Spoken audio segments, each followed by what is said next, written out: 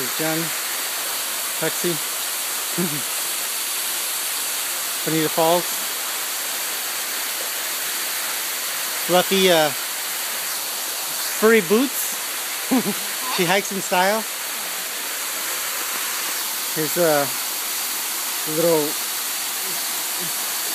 pond underneath Bonita Falls, and we walked right up to Bonita Falls, and here's looking up Bonita Falls.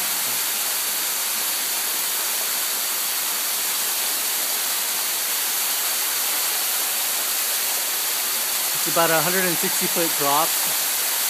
You can't really see the top of it because it curves in before it drops. But we're going to attempt to go to the top. So we'll be heading somewhere up that way behind that big tree.